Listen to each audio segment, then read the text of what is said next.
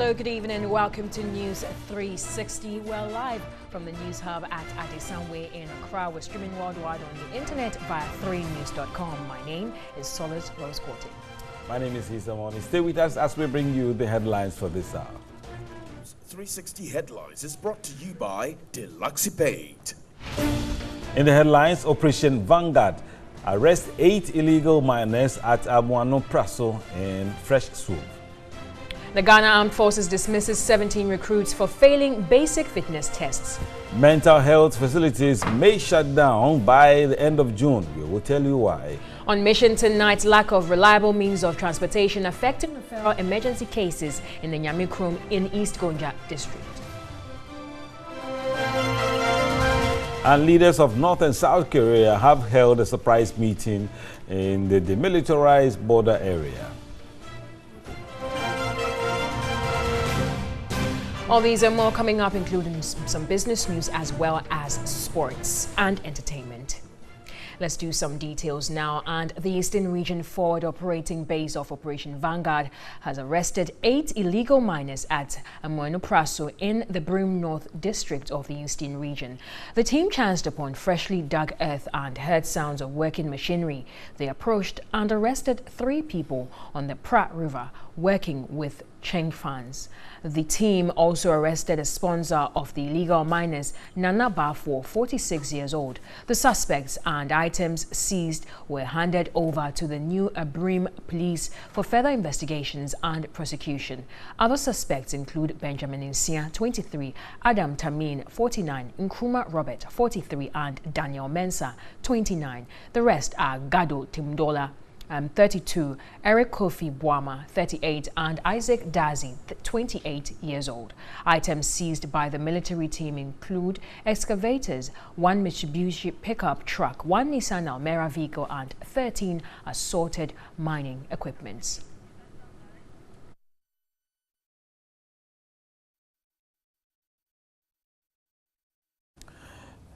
The Ghana Armed Forces has sacked 17 recruits for failing their basic fitness test and continuous rudiment testings.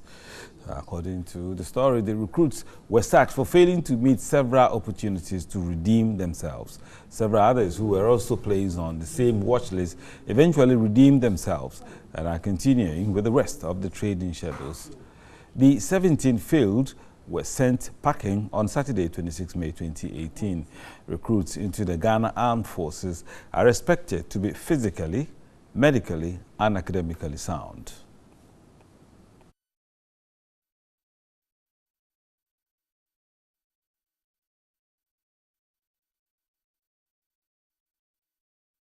And on this issue, Emmanuel Kutin is the Executive Director of Africa Center for Security and Counter-Terrorism. Emma has joined us via Skype, and we'll be speaking to him in a moment to tell us his views on this issue concerning the Ghana Armed Forces. Emmanuel Kutin, good evening and welcome to News 360. Good evening and thank you for having me. Right, Emmanuel, there are concerns these recruits who have gone through some military training may be a threat. Is this a valid concern? Well, thank you. Once again, this has been a debate. You remember 2 years ago, a whole contingent of the Ghana military training recruits were asked to go home because of indiscipline. And some of these concerns were raised. But up to date, fortunately, we have not had any incident where some of these recruits had been participant. So I think that we should rather be commending the Ghana Armed Forces for doing the right thing. You see, if you look at the Ghana Armed Forces in the international arena, we are sought after not because of anything. It's because of our regimental training and professionalism. And like you rightly put it, a professional army is one that is medically, physically, and academically sound.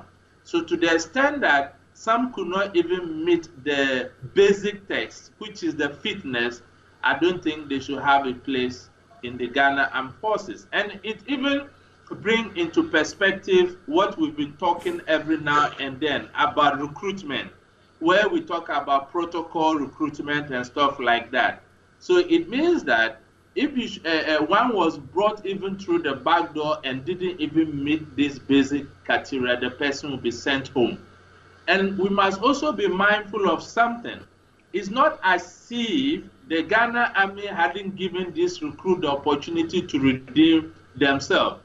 An ample time was given to them to redeem themselves, and they still fail. Unfortunately, we cannot have people in the Ghana Army that will not meet the basic requirements. Emmanuel, it all sounds good and well that they are adhering to some standards. But should the military have a monitoring mechanism for monitoring the activities of these dismissed recruits for a while? Do you think? Yes, I think so. But I would also want to suggest that by way of policy, moving forward, we should look at and put a mechanism in place so that if you have cases like this, you see the military police is not that regimental. Their training is less. You know, they are to handle civilians like our civilian police. Maybe these people could be co-opted into the military police just to avoid some of these tendencies. But we have to look at legislation as to whether it is even not against the rights of these individuals to be monitoring them at the background. So in a democracy, we have to look at legislation, because if you do that without their knowledge, you'll be violating their human rights. Emmanuel Kutin, we are grateful for your contribution to our news tonight. Emmanuel Kutin is the Director, Africa Center for Security and Counter-Terrorism. Thank you very much for speaking to us on News 360. And to some other stories tonight, the Ghana Police says it will henceforth not spare any group that attacks a police office or police facility. Now, a police officer or a facility, Director General of Police Intelligence and Professional Standards Bureau, PIPS, Corporal Nsatan Kofi Boakye, that's a Corporal Nathan Kofi Boakye, gave the warning at a media encounter in Accra. Ghana continues to witness a worrying trend of people taking up arms against police officers or facilities, mostly over issues the service is mandated to deal with. A number of personnel lost their lives or were maimed as a result of the ugly development, whilst a number of property and facilities worth millions of cedis were completely destroyed through these mob actions. This year alone, a number of such incidents have been recorded in parts of the country, with the latest being the Tumu Station attack. Responding to questions at a media encounter in Accra, the Director General of Police Intelligence and Professional Standards Bureau, COP Nathan Kofi Boakye, described the development as lawless, unacceptable, and can no longer be condoned by the service. You don't attack a police station and expect that we treat you with, because look, if we can't protect ourselves, we cannot protect anybody. And going forward, let me sound a word of caution. Police are not going to sit down to be sitting ducks for any group of people to attack police and go scot-free. We are making that clear. No group of people henceforth will attack the police and go scot-free. He argued no one has a right to beat the law onto him or herself, even if the police is deemed to have committed a crime. If we cannot protect ourselves, we cannot protect anybody.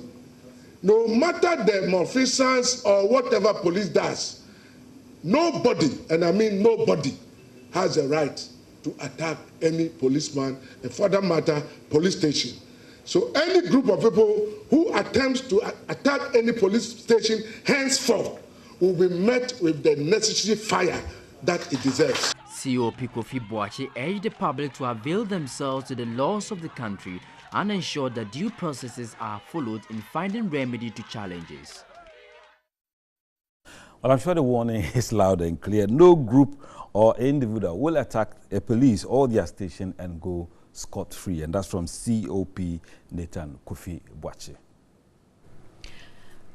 All right, let's do some more stories then. Let's head over to some issues regarding mental health, where the Chief Executive Officer of the Mental Health Authority, Dr. Kwesi Osei, has indicated mental health facilities in the country might be closed down by the end of June. In an interview with the media, he said donor funding will cease by the end of June, which will lead to the closure of the facilities. Godfrey Tanam has more. Government's inability to release funds to the Mental Health Authority is taking a toll on the operations of the facilities, affecting patients especially. The authority has constantly complained about government's failure to release funds for the past 6 months. The CEO of the authority, Dr. Kwesi Osei, bemoaned how ineffective the facilities have become without funding, indicating mental health in the country is under threat. By the end of June, because our relationship with the development partner is ending in June ending, we don't have funding, we might be forced to close down the mental health authority because we can't run it. A time may come that the psychiatric hospitals cannot admit patients because they don't have money to feed the patients. They'll even be forced to ask relatives to come for their patients who are already on the wards. And remember, and I keep saying that it's a national security issue if you can't admit patients. He said if Parliament passes the legislative instrument that will govern the mental health law without including processes of getting funds, the law will come to nothing. What we are really hoping will happen at the end of the day is that we have our own funding mechanism established. And we've been talking about a mental health levy established. Parliament seems not exactly very comfortable towards establishing the mental health levy. But if they don't, then they should also establish another funding mechanism, a trust or whatever. But we need a regular and constant sustainable source of funding, rather than always going a begging, and when we are considered as the last, the crumbs are given to us as an afterthought. That certainly will not help our mental health care. Psychiatric hospitals have been plagued with some problems in the past, with cases where patients have to be turned away due to the absence of basic supplies.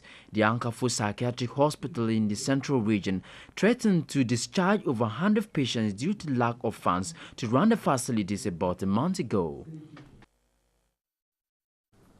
In other news tonight, the District Chief Executive of Sefibodi in the Sefibodi District of the Western Region, Ignatius Akwesi Amankwa, has expressed concern over vehicular and business activities that those things will collapse if bad roads are not rehabilitated soon.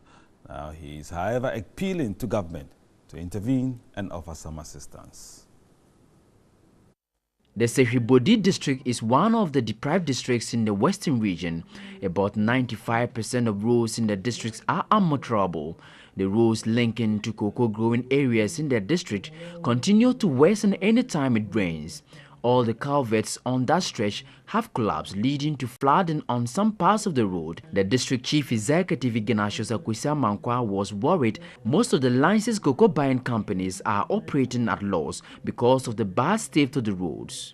Transporting cocoa from the settler communities to the centers is very, very difficult. Very, very difficult. So the LBCs that are operating here, I hope, are operating at loss, because if Cocoa Board is giving you an amount to bring the cocoa from the village to the center, and you have to pay more than you are giving, that means you are operating at a loss. So because of that, these companies cannot help us in any social responsibility at all.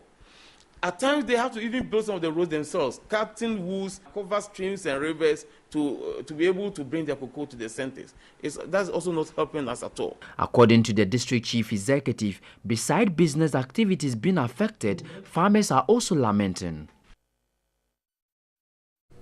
Let's stay in Sefibodi, where inadequate teaching materials and infrastructure is hampering efforts at improving the quality of education at the Bodi Senior High School in the Western region. Now, teachers who are discouraged are contemplating quitting the profession due to the situation.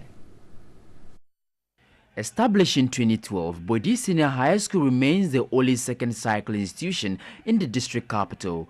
The school was started as a community senior high school but was later absorbed by the government. But there has been a deficit in infrastructural support. However, the Parent Teacher Association has offered support during the period. With an initial enrollment of 200 students, the school currently has a population of over 1,000. The increase in student enrollment has compelled students to occupy these uncompleted classrooms. A teacher, Emmanuel Akweno Issa, lamented about the situation. We have no library where students have to get time to sit and read. We have no masters bungalows. They are here alone.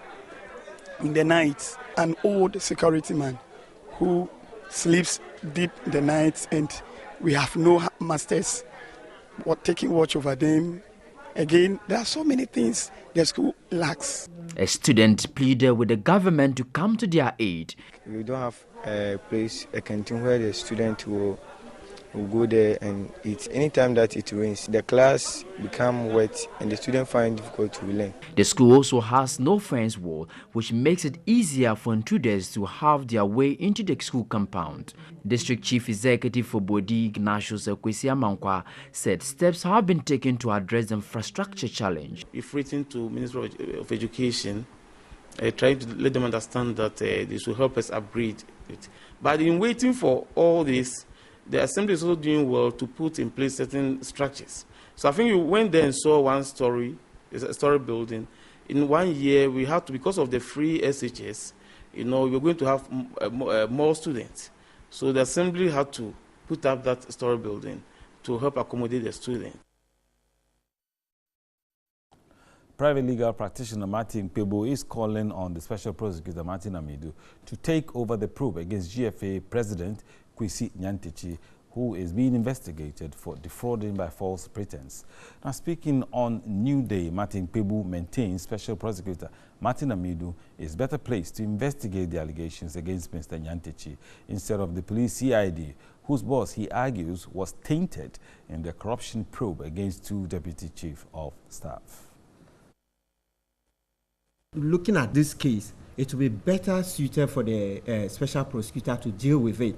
Most especially considering that in the not too distant past, when A+ matter came up, the CID boss was on tape to have, trying to show how to deal with it. I remember even Kwekubaku dealt with it on Joy FM.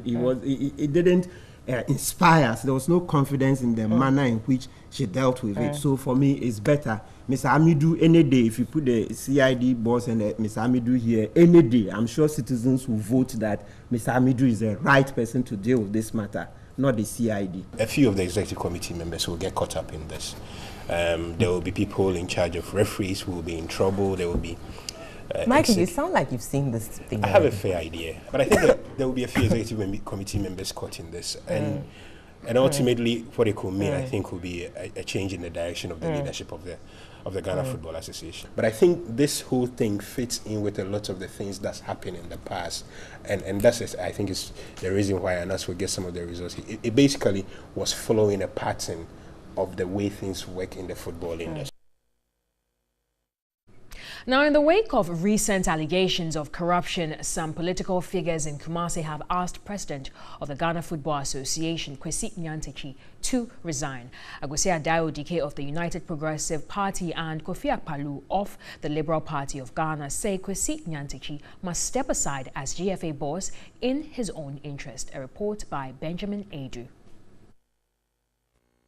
President Akufo-Addo on Tuesday reported the GFA president to the Ghana Police Service for allegedly using his name to defraud by false pretense. Kwesi Nyantakyi is said to have allegedly been caught on tape trying to solicit funds using the name of the president and vice president of the Republic of Ghana.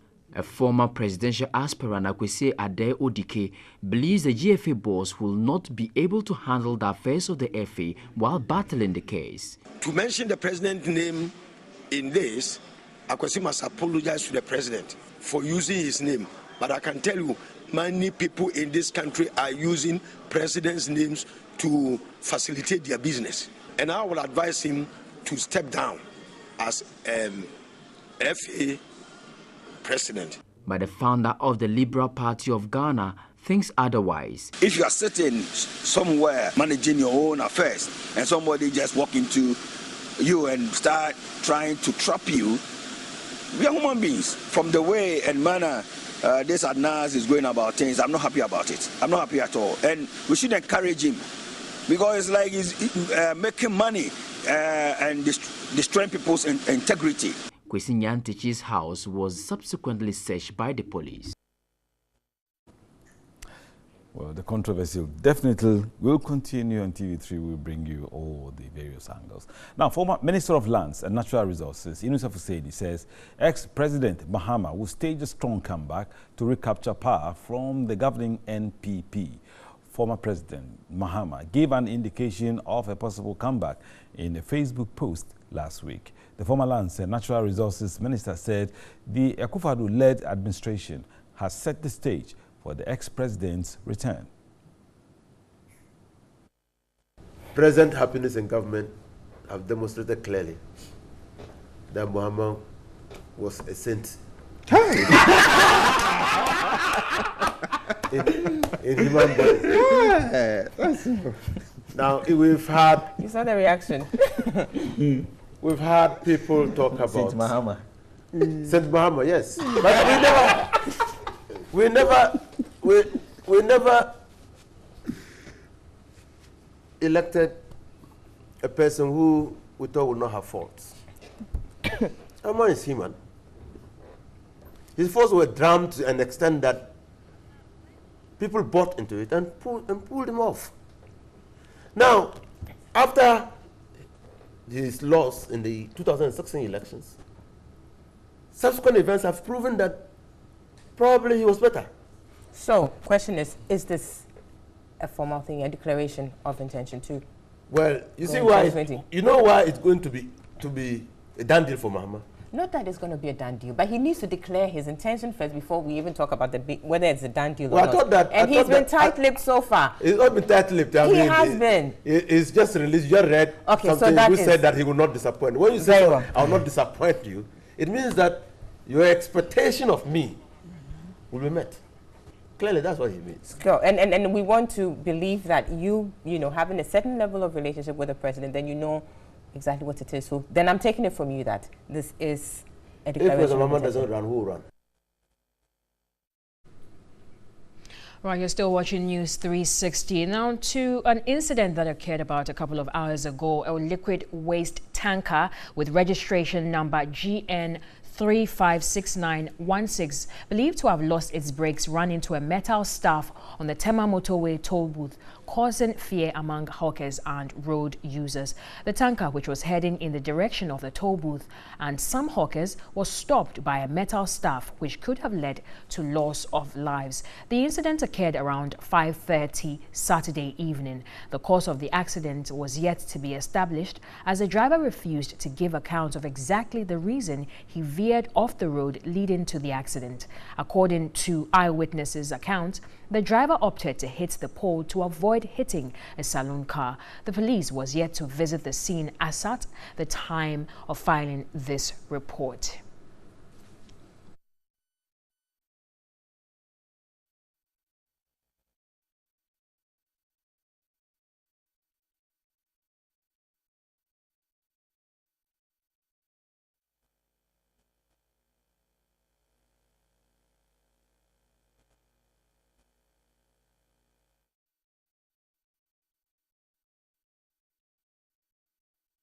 And now, a Visa and National Health Insurance Scheme cards belonging to one Ophelia Faubing has been deposited with TV3 Saturday afternoon. The two cards were reportedly found at the junction to the Coconut Grove Regency Hotel at the foot of the Akwaje interchange here in Accra. A Good Samaritan, Kwame Efubi, who came across the missing cards, lodged them with TV3 around 3:30 p.m. Saturday, May 26. The owner of the two cards, NHIS and First Atlantic Bank Visa, Ophelia Faubing, is therefore required to contact TV3 Main Security Gate 1 to identify and collect his items, or her items, I guess.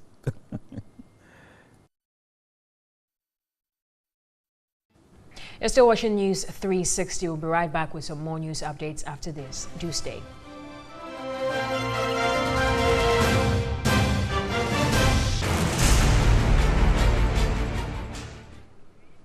Welcome back to News 360. It's now time for Mission, which is supported by Star Ghana with funding from Danida, the UK Aid, and the European Union. Now, new NHIS registrants at the Pandai in the northern region are compelled to spend weeks before receiving their national health insurance cards. The Pandai district has no independent office, so registration formalities are done in Salaga municipality. Pandai is one of the densely populated and undeveloped districts in the Savannah region.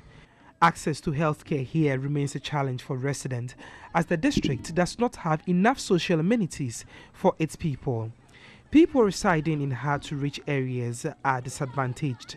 For instance, residents who depend on the National Health Insurance Scheme for healthcare don't really have access to the service.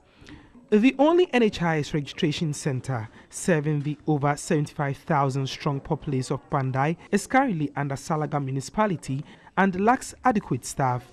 NHIS staff rely on only one computer and a printer, which they say often breaks down. Salaga is about 60 kilometers.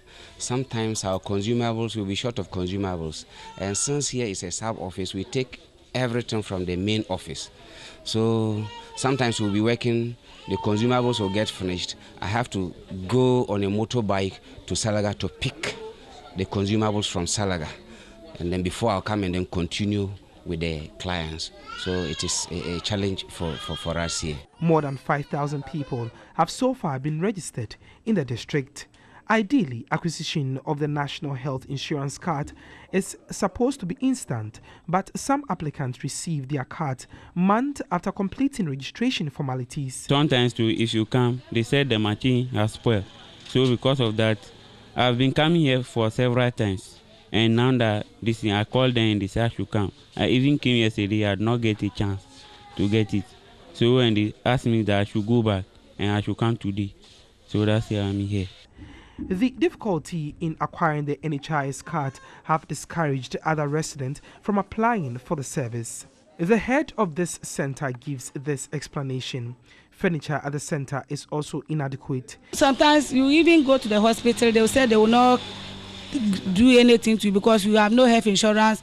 Even if they will charge you because of the health insurance that you have not, they will charge you the price. Maybe they will double the price for you.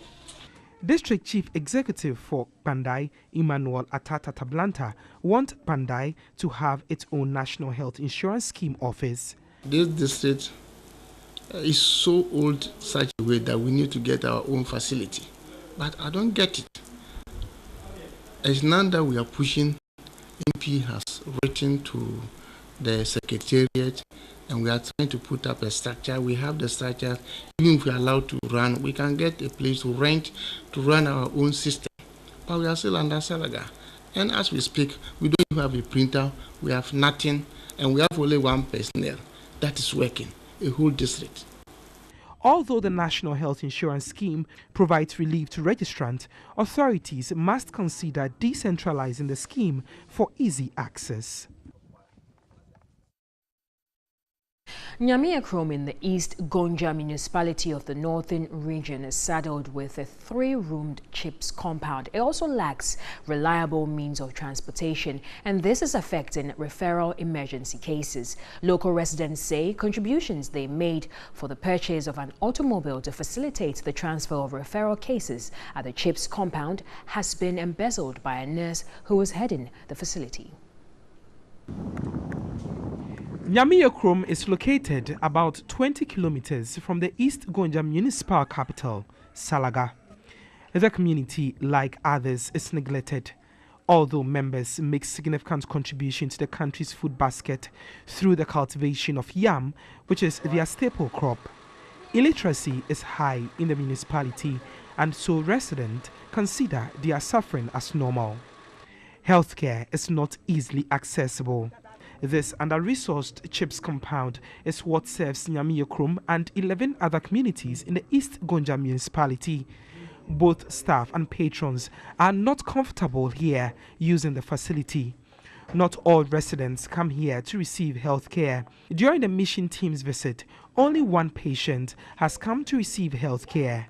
Expectant mothers, we are told, rather visit a native doctor for spiritual protection for their unborn children before coming for antenatal care. We have some particular people that understand what we do here.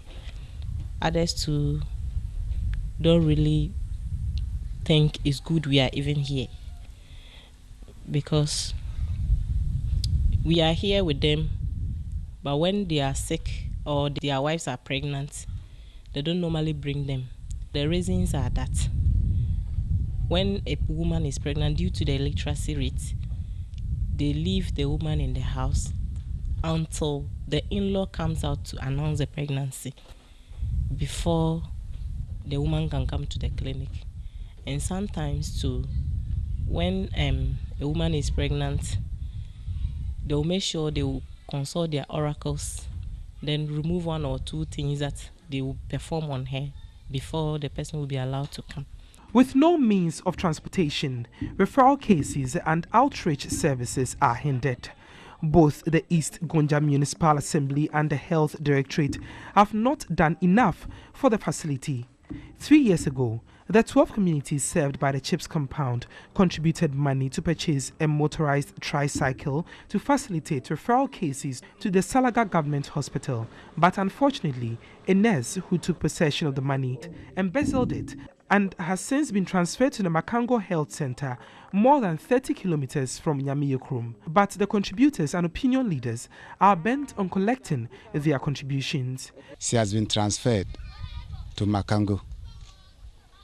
But we asked of that money, she said she will be giving the monies back to the communities.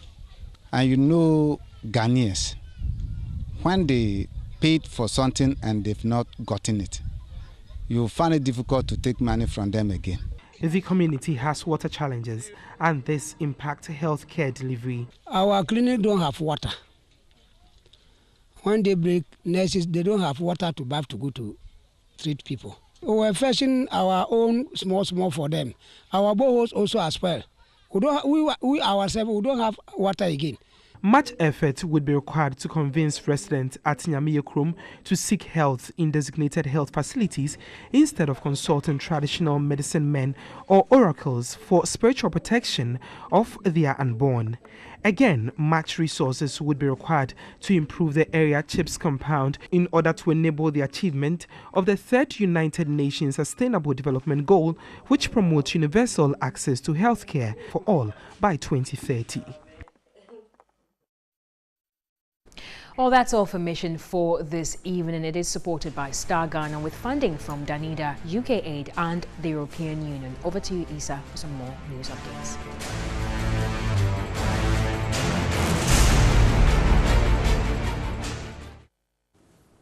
And let's track back to Greater Accra, and some residents of Maijong in the Greater Accra region are distressed over the sighting of some buildings on waterways in the area. As the rains set in, residents want city authorities to demolish such buildings to prevent flooding. Residents of the area say they never experienced flooding in the past, but with the emergence of such buildings on waterways, the story changed. Now, with the slightest rains, the number of houses within the area get flooded. They lament the situation poses a threat to them, urging the assembly to take action before the situation gets out of hand. But although the municipal assembly gave a deadline for developers to stop the construction, works are ongoing. They contend the buildings are sited on waterways, blocking the free flow of water from Ashalibokwe to the University of Ghana farms. They want city authorities to intervene to prevent any imminent disaster. The last time it rained, the whole place was flooded. No car can move out of the place. Access road that we have constructed with our own money have been damaged by this construction owner. We shouldn't wait till somebody die before NADMO and the rest will come in. Anytime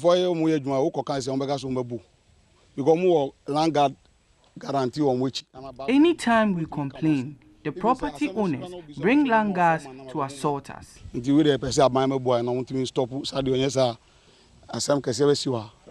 the Ghana Meteorological Agency predicting more rains this year, residents are desperate and are counting on city authorities for a swift action. Landowners at East Legon and adjoining communities in the Greater Accra region live in constant fear following incessant attacks by armed thugs, otherwise known as land guards, in the area. They want city authorities to swiftly intervene since the development poses a security threat. Landowners say although they followed due diligence in the acquisition of their property, land guards are now laying claims to their lands. They blame the development on the activities of a family in Teshi and the inaction of the police to arrest and prosecute the culprits. Residents allege the land guards have also acquired fraudulent land title registration documents and are now forcefully taking over lands acquired more than 16 years ago. The development has sparked fear amongst the landowners. At a press conference in Accra, spokesperson of the Pecan Enclave East Legon Residents Association called on city authorities to promptly intervene to stop the forceful takeover of their property. We are now demanding that on points of technicality, where the proper steps and procedures followed to issue this land certificates, and if they were not followed, why were they not followed? Are some invisible hands behind the thing with some personal interest in these things? Some property owners shared their experiences in the hands of land guards. They came to bargain with me, they want to buy the land. And I told them, no, we are not selling the land. We had a 2-bedroom on the property, destroyed the building on the property and started building. About 15 people sitting on a motorbike and assaulting. I mean, what can I do? And I'm expecting that as a citizen of this country, I'm given a fair hearing and a fair treatment. I'm from Kumasi. I just came to continue my building and then they stopped me. I brought in the police, they will come, all right. And then when they see these land guards, they just talk to them and then shake them and then they go, they walk off. For now, residents are hoping the perpetrators of these constant attacks, who are alleged to be known faces in the community, will be brought to book. 7,000 people who applied for the National Entrepreneurship and Innovation Program launched by President Akufo-Addo in June last year have begun training nationwide. The Bono-Ahafo region has 200 applicants who are currently undergoing the training and will be given financial support to run their businesses. The first batch of trainees for the program will complete by May 31. The aim of the National Entrepreneurship and Innovation Plan, NEIP, is to create a conducive and a business-friendly environment to stimulate enterprises that will generate employment for Ghanaians. In their 4-day program, the main key areas studied included overview of entrepreneurship opportunities in agribusiness, introduction to business models and competitiveness. The Bono-Ahafo region training session was being held at the Valley View University campus due to the availability of their practical fields. Areas like beekeeping, fish pond, rabbits rearing, orange farming, poultry farming, agriculture for okra breeds, kinds of nurseries including short-term businesses like bread baking were available at the Valley View University Teshiman campus for the applicants to study from. Most needed 7 lecturers were invited to lecture the applicants on the vocation they intend to practice in their 4-day intensive program. The consultant of the National Entrepreneurship and Innovation Plan, William J. Menu, during his presentation said the merits for their selection will be based on well-prepared proposals which meet more potential job creation enterprises that will withstand challenges and not mess up with their financial support. The NEIP consultant explains further. What the government intends doing is to use this as an avenue to support enterprises, especially youth enterprises, startups, and even those who are already in business. So the essence of this workshop or training is to build their capacity to bring them up to the speed, to get a very bankable proposal for this fund. The Public Relations Officer of Valley View University, who is also in charge of agribusiness, Peter Anson Frimpong, and some of the applicants interested in farming visited their farms. Peter Anson Frimpong tells why Valley View University has always been the ultimate choice for such laudable programs. This particular program is a government initiative. We also heard of the government and we decided to partner him because we saw it's a laudable idea and it also matches into our existing programs. So we also applied to the government. The government also saw the need and saw our capacity, our competence, the expertise we already have. And that's the reason why they chose us to partner them within this Bono-Ahafo region. The government plans to irrigate 500,000 hectares of cocoa farms this year to significantly raise crop yield and promote all-year-round cocoa purchases. The Ghana Cocoa Board says the pilot project will begin with 200,000 hectares in the country. A report by Benjamin Adu. The Executive Director of Cocoa Health and Extension at Cocoa Board, Dr. Emmanuel Opoku, says the irrigation of cocoa farms is part of efforts to increase the country's cocoa production levels. He says the ability of farmers to produce under good ecological conditions would enable Ghana make up for the shortfall in the world price of cocoa. He spoke at a cocoa farmers forum at Breman Esikuma in the central region. This is a strategy to help farmers adapt to the changes in the weather pattern. Yeah, you know, the climate change is here with us. A lot of work is ongoing to try to restore the forest, to try to get water at the right times for the cocoa to bear fruits and to grow to maturity. If the beans are at the trial stage and the dry season setting, we lose most of them through wilting. And even if we don't lose them, the beans become smaller. But with irrigation, we will be able to overcome those challenges and farmers will gain better or more from cocoa. The forum was organized by Agro-Ecom Ghana Limited to pay premium and reward cocoa farmers who produce certified cocoa beans. The company has over the years trained over 120,000 cocoa farmers in good agronomic practices to produce certified cocoa beans. General Manager of Agro-Ecom Ebenezer Mensah reiterated their commitment to improve on the livelihoods of cocoa farmers. We train them, give them education and empowerment, and then when they sell their cocoa back to us, we also sell the beans outside the country, give it to the clients that we work with. And eventually the clients, after getting some funds or money or profit, they also repatriate part of the money back to us. And when we also get money, we also, together with the company, also try to sit down and do the calculations and distributions based on the volumes that we also bought from the farmers and then share for or distribute it to our dear farmers. Country coordinator of Agro-Ecom, Muzamil Mohamadu, said the company is focused on making a change in Ghana. Now we are going to work on 4 key areas: building the knowledge of the farmers, creating best technologies, creating a market for the work that the farmer does, and we are going to work on the access to the market. You're on NEWS360 and Yao Fuzulabe will bring us an update in sports news after the break.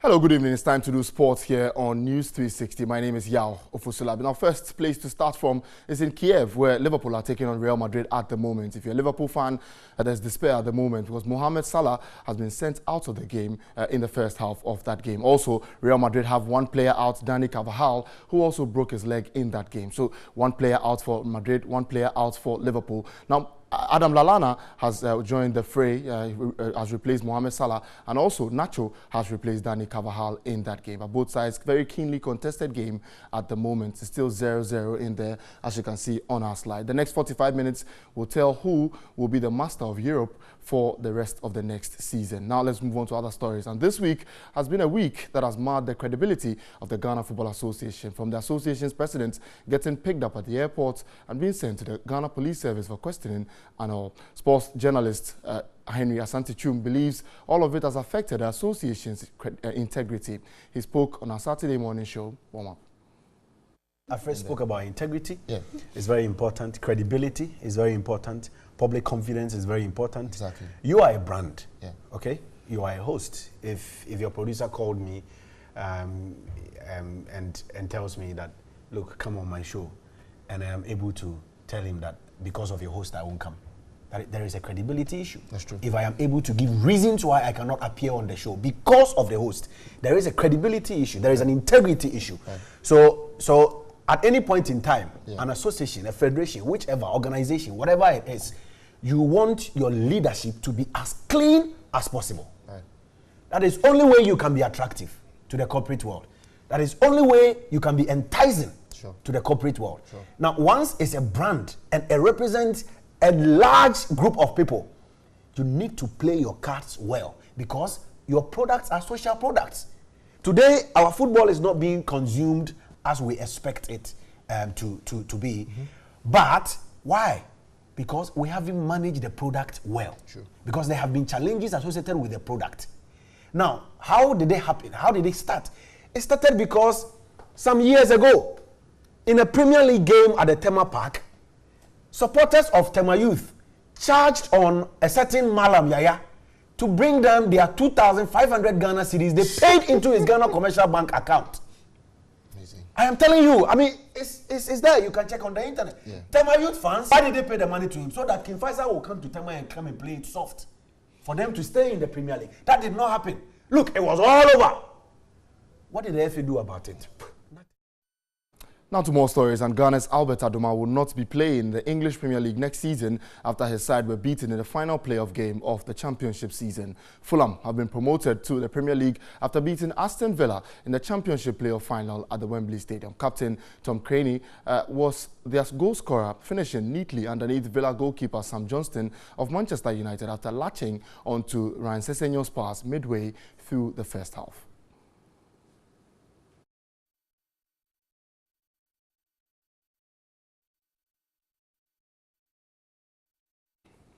Now, Stephen Appiah is one of the greatest Ghanaian footballers, having starred in the 2006 and 2010 FIFA World Cups for the Black Stars. Now, though, Appiah's ambition is to become a manager, with his ultimate dream being that one day he will manage the national side of Ghana.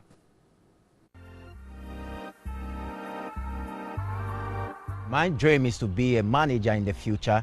Now I'm at West Ham. I'm here to observe and to learn, and I hope my dream comes true. I saw my friend Patrice, Pablo Zabaleta, Joe Hart, Mark Noble. Even the players, talking to them, they are not coaches, but they have knowledge because they have been in the game for so many years.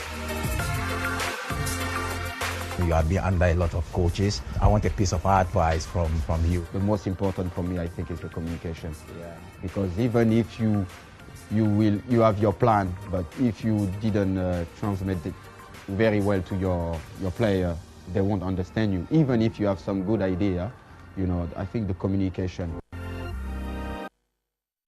Well, let's do some more stories. And Southampton boss Mark Hughes has signed a 3-year contract after guiding the Premier League side to safety.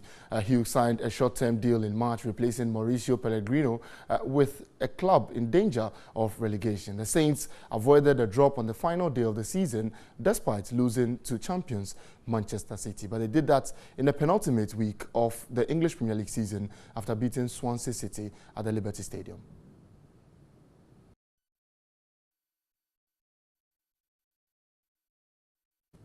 Now to tennis, and British #1 Johanna Konta is aiming to win in the French Open main draw, and for the first time when Roland Garros starts on Sunday. Konta, who is seeded 22nd in the world, will play world number 93 Yulia Putintseva, and reigning champion Yelena Ostapenko begins her defense against Ukraine's Katarina Kozlova last on court Philippe Cartier. Now in the men's section, Alexander Zverev will also take on 4th seed Grigor Dimitrov, who will also play on the opening day.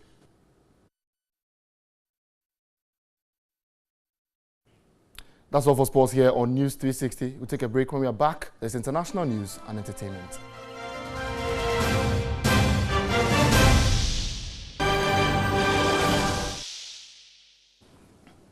In international news tonight, the leaders of North and South Korea have met in the demilitarized border area between the two countries. The meeting is only the second between South Korea's Moon Jae-in and the North Kim Jong-un. It comes as the two sides continue efforts to put a historic U.S.-North Korea summit back on track. On Thursday, U.S. President Donald J. Trump canceled the summit scheduled for 12 June, but later suggested it might still go ahead. President Moon's office said the latest talks were held on the northern side of the Panmunjom Truce Village. The talks between Mr. Trump and Mr. Kim, if they were to go ahead, would be focused on ways of demilitarizing the Korean peninsula and reducing tensions.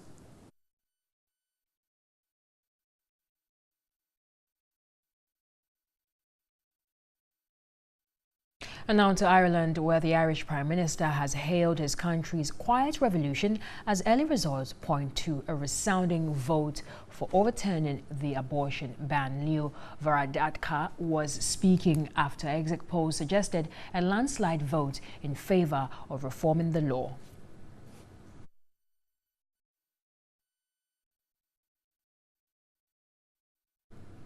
And now for some entertainment news.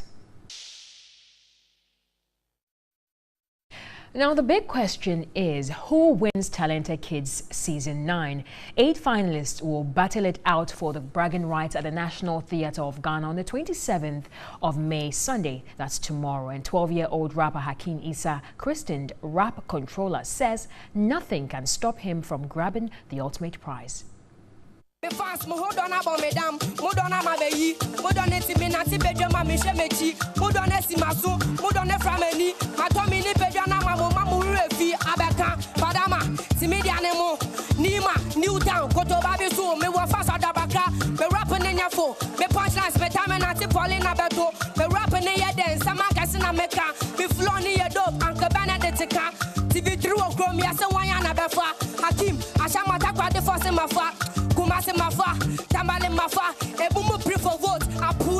Born Hakeem Issa, the rising star is one of the 2 rappers to qualify to the grand finale. Hakeem made it out of an original list of 28 thanks to his creativity, pace, energy and amazing stage crowd. The student of Abeka 1 JHS at the Fadama class of schools is the toast of many patrons owing to his versatility. Hakeem's colleagues at school are solidly behind him as he goes into the finals.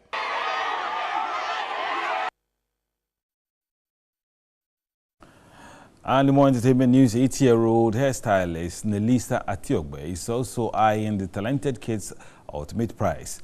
Now, the Class 2 pupil at the Elevation International School will also be bringing her game at the Talented Kids Grand Finale.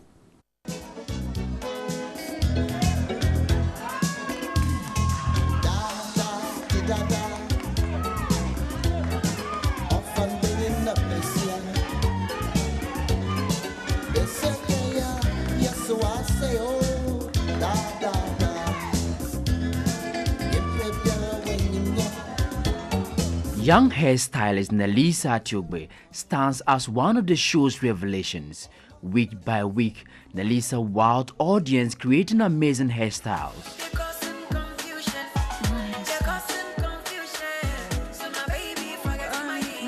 Nelisa has won many admirers and is tipped to give the 7 other competitors a good run for their money at the finals.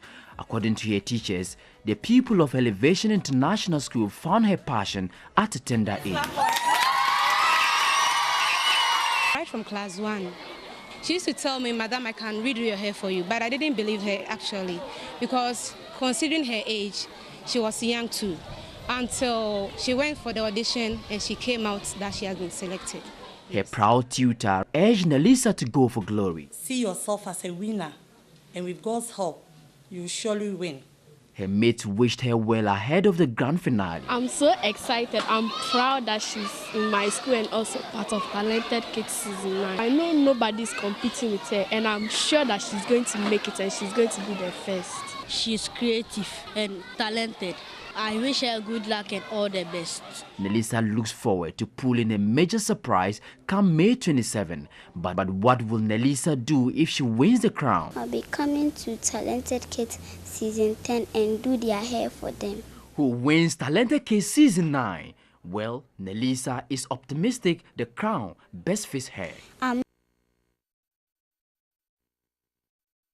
Well, I remember telling her when she came on the show on Urban Blend on 3FM that I would allow her to do my hair for me. So that I'll definitely let her So keep Nelisa, that. wish you the best. We hope she wins in a way, and you can encourage all the other contestants as well. That's for this edition of News 360. My name is Cesar. And I am Solace Rose Quarty. Good evening.